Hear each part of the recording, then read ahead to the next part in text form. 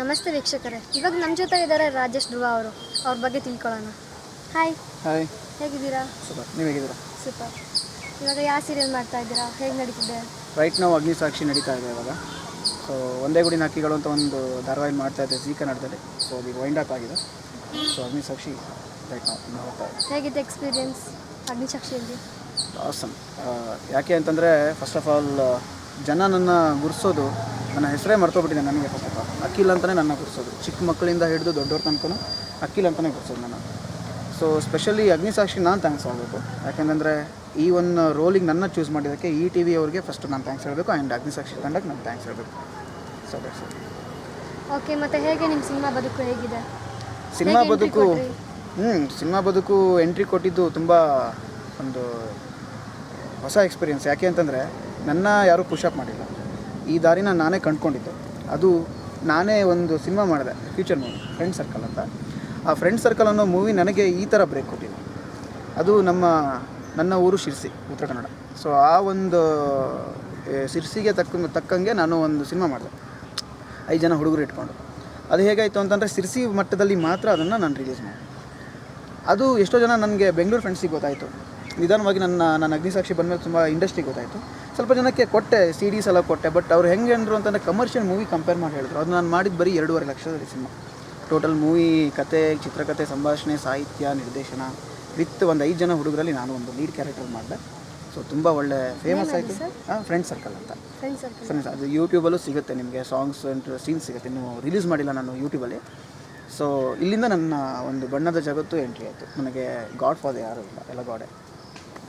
Okay, ಮತ್ತು ಮೂವಿನಲ್ಲೇನೋ ಮಾಡೋಕ್ಕೆ ಇದು ಪ್ರಯತ್ನ ಪಡ್ತಾ ಇದ್ದೀರಾ? ಶ್ಯೂರ್, ಬಂದಿದೆ, ಆಫರ್ ಬಂದಿದೆ. ಆ್ಯಂಡ್ ನಾವು ಒಂದು ಹೊಸ ತಂಡನ ಸೃಷ್ಟಿ ಮಾಡಿಬಿಟ್ಟು ನಾವು ಮುಂದೆ ಹೋಗೋಣ ಅಂತ ಇದ್ದೀವಿ. ಯಾಕೆಂತಂದರೆ ಗೆದ್ದೆತ್ಲಿನ ಬಾಲ ಹಿಡಿಯೋದು ಈಸಿ, ಬಟ್ ಅದು ನಮಗೆ ಎಲ್ಲಿ ತನಕ ಕರ್ಕೊಂಡು ಹೋಗುತ್ತೆ ಅಂತ ಯಾರಿಗೂ ಹೇಳೋಕ್ಕಾಗಲ್ಲ. ಸೊ ನಾವೇ ಒಂದು ಹೊಸ ದಾರಿ ಕಂಡುಕೊಂಡ್ರೆ ನಾವು ಎಲ್ಲಿ ತನಕ ಹೋಗ್ತೀವಿ ಅನ್ನೋದು ನಮಗೆ ಗೊತ್ತಿರುತ್ತೆ. ಆಮೇಲೆ ಯಾರ ಜೊತೆ ಬೇಕಾದ್ರೆ ನಾವು ಜಾಯ್ನ್ ಆಗ್ಬೋದು. ಸೊ ಹಾಗಾಗಿ ನಮ್ಮದೇ ಒಂದು ದಾರಿ, ನಮ್ಮದೇ ಒಂದು ಟೀಮ್ನ ನಾವು ಸೃಷ್ಟಿ ಮಾಡ್ಕೊಳ್ತಾ ಇದ್ದೀವಿ. ಸೊ ಲೆಟ್ಸ್ ಸಿ ಏನಾಗುತ್ತೆ ಅಂತ. ನಮ್ಮ ಫಿಲ್ಮ್ audition.net ವೆಬ್ಸೈಟ್ ಬಗ್ಗೆ ಏನು ಹೇಳೋಕ್ಕೆ ಇಷ್ಟಪಡ್ತೀರಾ? ತುಂಬಾ ಖುಷಿ ಆಗುತ್ತೆ. ಒಂದೊಂದು ಈ ಸಿನಿಮಾ ರಂಗದಲ್ಲಿ ಹೊಸ ವೆಂಚರ್ಸ್ಗಳು ಕ್ರಿಯೇಟ್ ಆಗಬೇಕು. ಬಿಕಾಸ್ ನಮ್ಮ ಈ ಹೊಸ ನ್ಯೂ ಕಮರ್ಸಿಗೆ ಏನೇ ಒಂದು ಪ್ಲ್ಯಾಟ್ಫಾರ್ಮ್ ಬೇಕಿದ್ರೂ ಕೂಡ ಸೊ ಅದನ್ನು ರೀಚ್ ಮಾಡುವಂಥದ್ದು ಒಂದು ಕೆಪಾಸಿಟಿ ಇರುವಂಥ ಒಂದು ವೆಬ್ಸೈಟ್ ಬೇಕು. ಈಗ ಕನ್ನಡ ಇಂಡಸ್ಟ್ರಿಯಲ್ಲಿ ಎಷ್ಟೋ ವೆಬ್ಸೈಟ್ಗಳಿವೆ, ಹಾಗೆ ಹೀಗೆ ಅಂದ್ಕೊಂಡು ತುಂಬ ವೆಬ್ಸೈಟ್ಗಳಿವೆ. ಅವ್ರು ಏನು ಮಾಡ್ತಾರೆ ಅಂತಂದರೆ ದುಡ್ಡು ಬಿಟ್ಟರೆ ಏನೂ ಇಲ್ಲ. ಅದು ನಾನು ನೋಡಿದ್ದೀನಿ, ಅನುಭವಿಸಿದ್ದೀನಿ. ಬಟ್ ನಾನು ಯಾವುದಕ್ಕೂ ನಾನು ತಲೆ ಕೆಡಿಸ್ಕೊಳ್ಳೋದಿಲ್ಲ. ಬಟ್ ರವೀಂದ್ರ ಅವರು ನಂಗೊಂದು ಮೆಸೇಜ್ ಮಾಡಿದಾಗ ನನಗೆ ಅನಿಸ್ತು ಏನಪ್ಪ ಡಿಫ್ರೆಂಟ್ ಆಗಿದೆ ಅಂತ. ಆಮೇಲೆ ವೆಬ್ಸೈಟ್ ಓಪನ್ ಮಾಡಾದ್ಮೇಲೆ ನೋಡಿದೆ, ಒಂದು 2-3 ಜನರದ್ದು ಈಗ ಜಸ್ಟ್ ಯಾಕೆಂದರೆ ಲಾಂಚ್ ಆಗ್ತಾ ಇರೋದ್ರಿಂದ 2-3 ಜನರದ್ದೆಲ್ಲ ಇತ್ತು ಅದರಲ್ಲಿ. ನಾನು ನೋಡಿದೆ, ಚೆನ್ನಾಗಿದೆಯಲ್ಲ, ಒಂಥರ ಹೊಸ ಪ್ರಯತ್ನ, ಚೆನ್ನಾಗಿದೆ, ನಾವು ಯಾಕೆ ಸಪೋರ್ಟ್ ಮಾಡಬಾರ್ದು. ಅವರು ಒಂದು ಹೊಸದು ಥರದಲ್ಲಿ ಏನೋ ಒಂದು ವೆಂಚರ್ ಮಾಡುವಾಗ ನಾವು ಹೊಸಬರಾಗಿ ಅವ್ರಿಗೆ ಸಪೋರ್ಟ್ ಮಾಡಬೇಕಾಗುತ್ತೆ. ಸೊ ನಾನು ರವೀಂದ್ರ ಅವ್ರಿಗೆ ಸಪೋರ್ಟ್ ಇದ್ದೀನಿ. ಆ್ಯಂಡ್ ಫಿಲ್ಮ್ audition.netಗೆ ನನ್ನ ಕಡೆಯಿಂದ ಯಾವತ್ತೂ ಸಪೋರ್ಟ್ ಇದ್ದೇ ಇರುತ್ತೆ. So all the best. ಹಾಗೆ ಇವಾಗ ಹುಡ್ಕೊಂಡು ಚಾನ್ಸ್ ಬರ್ತಾ ಇದ್ದಾರೆ. ಸೊ ಹೊಸೊಬ್ರು ಬರ್ತಾರಲ್ಲ, ಅವ್ರಿಗೇನು ಹೇಳೋಕ್ಕೆ ಇಷ್ಟಪಡ್ತಾ ಇದ್ದೀರಾ? ತುಂಬ ಹುಷಾರಾಗಿರಿ ಅಷ್ಟೇ ನಾನು ಹೇಳೋದು. ಯಾಕೆ ಅಂತಂದರೆ ಇಲ್ಲಿ ಏಮಾರ್ಸೋರು ತುಂಬ ಜನ ಇದ್ದಾರೆ. ನಾನು ಆ ಒಂದು ದಿಕ್ಕಿನಲ್ಲಿ ಯಾರ ಹತ್ರನೂ ಏಮಾರ್ಸ್ಕೊಂಡು ಬಂದಿಲ್ಲ. ಅದು ನನ್ನ ಒಂದು ಲೈಫ್ ಹಿಸ್ಟ್ರಿಲಿ ಒಂದು ಖುಷಿಯ ಸಂಗತಿ. ಯಾಕೆಂತಂದರೆ ಇಲ್ಲಿ ಇಂಡಸ್ಟ್ರಿ ಬರೋರ ಹತ್ರ ದುಡ್ಡು ಎಕ್ಸೆಪ್ಟ್ ಮಾಡ್ತಾರೆ, ಬಿಟ್ಟರೆ ನಿಮ್ಮ ಹತ್ರ ಆ ಒಂದು ಪ್ರೊಡ್ಯೂಸ್ ಮಾಡುವಂಥ ತಾಕತ್ತಿದೆಯಾ ಅಥವಾ ನಮ್ಗೆ ಇಷ್ಟು ಒಂದು ಅಮೌಂಟ್ ಕೊಡಿ ಹಾಗೆ ಹೇಗೆ ಅಂದ್ಬಿಟ್ಟು ತುಂಬ ಒಂದು ಹೆರಾಸ್ಮೆಂಟ್ ಮಾಡೋ ಒಂದು ಕೇಸ್ಗಳು ಇವೆ ನಮ್ಮ ಇಂಡಸ್ಟ್ರೀಲಿ. ಸೊ ಅದಕ್ಕೆ ನೀವು ಯಾರೂ ಬಲಿಯಾಗಬಾರ್ದು. ಯಾಕೆ ಅಂತಂದರೆ ಇಂಡಸ್ಟ್ರಿ ಅನ್ನೋದು ತುಂಬ ಚಿಕ್ಕದು, ದೊಡ್ಡದು ಅಂತ ನಾನು ಹೇಳೋಕ್ಕೆ ಹೋಗಲ್ಲ, ತುಂಬ ಚಿಕ್ಕದು. ಆ ಚಿಕ್ಕ ಒಂದು ಇಂಡಸ್ಟ್ರೀಲಿ ತಿಮಿಂಗಿಲಗಳು ತುಂಬ ಜನ ಇದ್ದಾರೆ. ಯಾಕೆ ಅಂತಂದರೆ ಇಲ್ಲಿ ಓಡಾಡ್ತಾ ಇರೋದೇ ದುಡ್ಡು. ಆ ದುಡ್ಡನ್ನ ಇಟ್ಕೊಂಡು ಏನು ಬೇಕಾದ್ರೂ ಮಾಡ್ತಾರೆ. ನಿಮ್ಮನ್ನು ಬಾವಿಗೆ ಬೇಕಾದ್ರೆ ತಳ್ತಾರೆ, ಇಲ್ಲ ಆಕಾಶದ ಎತ್ತರಕ್ಕೂ ಬೆಳೆಸ್ತಾರೆ.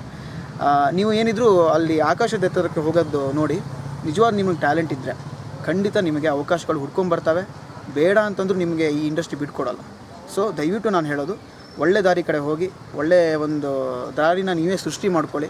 ಇಲ್ಲ ಅಂತಂದರೆ ನಿಮಗೆ ಆಗಿಲ್ಲ ಅಂತಂದರೆ ದಯವಿಟ್ಟು ಇಂಡಸ್ಟ್ರಿನ ಬಿಟ್ಬಿಡಿ. ನಾನು ಅಷ್ಟೇ ಹೇಳೋದು. ಯಾಕೆಂತಂದರೆ ಇನ್ನೊಬ್ಬರಿಗೆ ನೀವು ಮಾರ್ಗದರ್ಶನವಾಗಿರಬೇಕು, ಅದು ಬಿಟ್ಟು ಇನ್ನೊಬ್ಬರಿಗೆ ಮಾರ್ಗವಾಗಿರ್ಬೋದು. ನಾನು ಅಷ್ಟೇ ಹೇಳೋದು. ಸೊ ಬರೋ ಪ್ರತಿಯೊಬ್ಬ ಹೊಸ ಪ್ರತಿಭೆಗೂ ನಾನು ಇದೇ ಮಾತು ಹೇಳೋದು, ದಯವಿಟ್ಟು ಹುಷಾರಾಗಿ ಬನ್ನಿ, ಗೆದ್ದು ಹೋಗಿ ಅಷ್ಟೇ. Thank you so much sir, ಇಷ್ಟು ತನಕ ನಮ್ಮ ಜೊತೆಗೆ ಮಾತಾಡಿದ್ದಕ್ಕೆ. ಯಾ ಮೈ ಪ್ಲೆಷರ್. ಹಾಗೆ ನಿಮ್ಮ ಫ್ಯೂಚರ್ ಪ್ರಾಜೆಕ್ಟ್ಸ್ಗೆ ಎಲ್ಲದಕ್ಕೂ all the best sir. Thank you so much. And me too. ನನ್ನ ಕಡೆಯಿಂದ, ನನ್ನ ಟೀಮ್ ಕಡೆಯಿಂದ ಆಲ್ ದ ಬೆಸ್ಟ್. ಎಸ್, ನಿಮಗೂ all the best. And film audition.net ನಿಮಗೂ ಅಷ್ಟೇ, ಈ ಹೊಸ ವೆಂಚರ್ ನಿಮಗೆ ಶುಭವಾಗಲಿ. ಇನ್ನೊಬ್ಬರಿಗೆ ಪ್ಲ್ಯಾಟ್ಫಾರ್ಮ್ ತಂದುಕೊಡ್ಲಿ ಅಂತ ನನ್ನ ಕಡೆಯಿಂದ ನಾನು ತುಂಬ ಹೃದಯದಿಂದ ಹಾರೈಸ್ತಾ ಇದ್ದೀನಿ. Thank you so much. Thank you sir. Thank you so much.